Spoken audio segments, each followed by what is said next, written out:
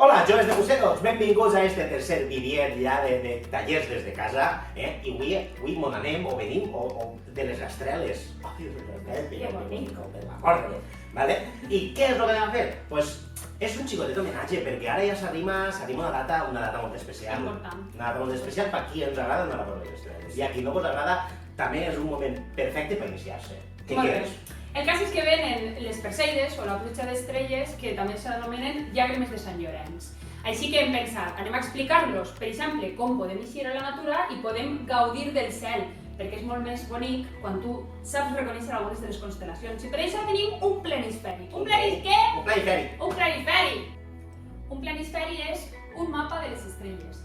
Per tant, ens serveix per ubicar-nos i us anem a explicar com s'utilitza, com podem fer un, i a més anem a explicar-vos la part de la tecnologia. No penseu que són tan... Clar, vull dir, això és el que s'ha gastat tota la vida, però també coneguem que n'hi ha aplicacions en el mòbil que les venen molt bé, són molt pràctiques, doncs també us parlarem un poc de com gastar-les i quines poden estar millor. Correcte.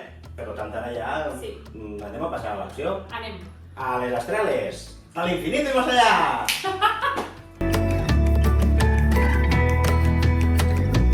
Molt bé, xics, doncs mireu, així, això és un planisferi que tenim nosaltres de fa molt de temps, perquè fa d'un tros, però com anem a fer nosaltres? Doncs mirem, el primer és que hem entrat en la pàgina d'Astroafición, que, un ves des d'ací un salut, que és una pàgina molt baix, i ens hem descarregat este document i l'hem imprès. Entonces, què anem a necessitar? Doncs anem a necessitar unes tisoretes, un pegament, i això és molt fàcil. Retalleu per la línia de punts, ho apegueu a la cartolina. Per què d'una cartolina? Doncs, xico, per donar-li un poc de consistència, perquè si no va ser molt blanet, ¿vale? I ja està, entonces ho retalleu, després retalleu el forat del mig, i per a què necessitem un forat del mig? Doncs mireu, anem a deixar la pantalleta aquesta d'aquí, mireu això, que preciós ha quedat. Això és meravellós. Nen, una cosa... canelleta. Mira, pareixia més d'art. Bonico. Això ho veureu. Ben parit. Així, fixeu-se, així dalt tenim el nom de tots els mesos, val? Això ens valdrà perquè estem en l'hemisferi nord, esto no ens va en l'hemisferi sud, val? Imagineu-se que anem a estar el dia 10 d'agost, el dia de les Perseides, de Sant Llorenç i de les que no m'ho pau les festes, el dia de Sant Llorenç, vale? Doncs ho sabem. Pues, veieu, imagineu-se, vale? És el 10 d'agost, anem a buscar agost, i anem a ficar, imagineu-se quina hora seria. A les 11 de la nit anem a veure les Perseides. Fiquem el dia 10, a les 11, i este és el cel que veuríem. Però no, esto tiene trampa. Per què té trampa? Com nosaltres tenim una correcció horària, en l'estiu hem de restar-li 2 hores. O sigui, a les 11 de la nit per a nosaltres, astronòmicament parlant, són les 9 de la nit, per a que ho tingueu en compte perquè pot haver una xicoteta variació. Per tant, si voleu saber a les 11 de la nit de veres, hauríeu de sumar-li 2 hores que serien la 1 del matí, que és una hora... Entre les 12 i la 1 és una hora guai també, per veure esta pluja d'estrelles. I, per descomptat, este és un planisferi adaptat a l'hemisferi nord, perquè, clar, tenim el mapa de les estrelles que es veu des de l'hemisferi nord, però també des de l'hemisferi sud. I està, a més, a 40 graus de latitud, que és més o menys on estem nosaltres. És a dir, jo en este mapa no me'n puc anar a Xile a veure estrelles, perquè no vaig a veure res del que hi ha ací. Superimportant.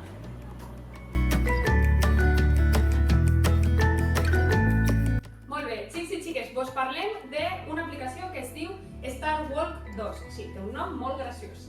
Què és el més important d'esta aplicació? Mireu, la imatge és espectacular. A més tenim la funció de búsqueda, per tant podeu buscar constel·lacions, podeu buscar estrelles o podeu simplement veure el llistat que teniu ahí, a la barra de l'esquerra, i simplement anar a la constel·lació que vosaltres vulgueu veure. Per exemple, la de l'àguila, que és molt bonica. Una vegada tenim una constel·lació seleccionada, podem buscar informació, podem ubicar les coordenades, inclús tenim un enllaç a Wikipedia en el que tenim informació sobre la constel·lació. Això és superútil. Podem jugar també amb l'hora, per exemple, podem alterar els minuts o les hores, de manera que veurem en el moment en el que estem i podrem veure, per exemple, el cel a les 12 de la nit en X lloc.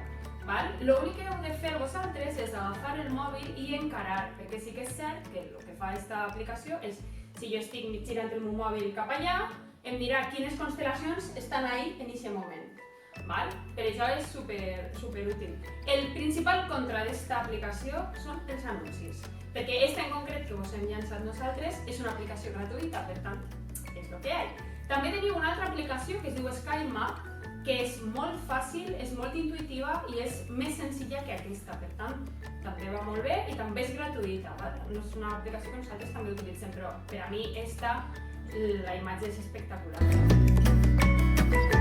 Molt bé, i bueno, vos preguntareu, per què les perseides i tot això, què ve tant de lío? Doncs mireu, vaig a contar-vos un poc per què, no? Cada constel·lació representa algo i totes, segons els grecs, porten una llegenda darrere, no? La mitologia grega.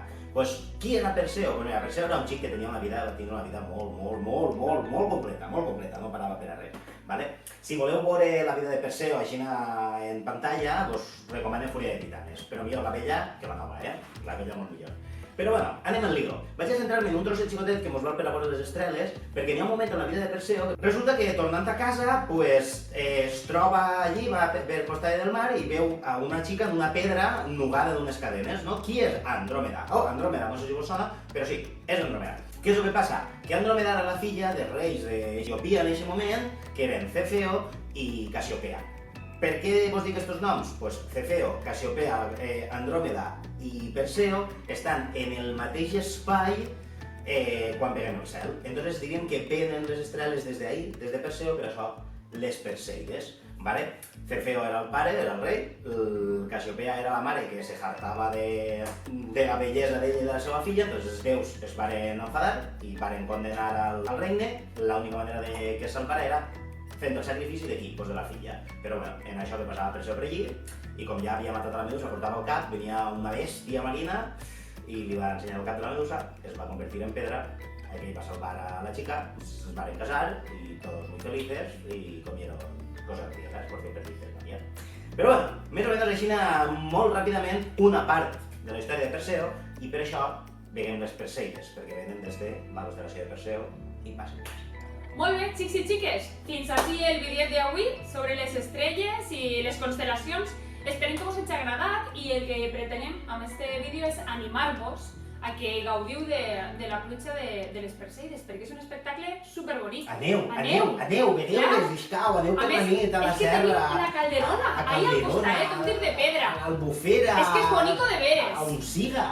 Sí, i xiu. Clar. Això està molt bé. I aneu, i si no, doncs escolta, quedeu un dia en el Perseu i que vos conte la història. I vos contarà la telenovela. Teniu ahí un rato.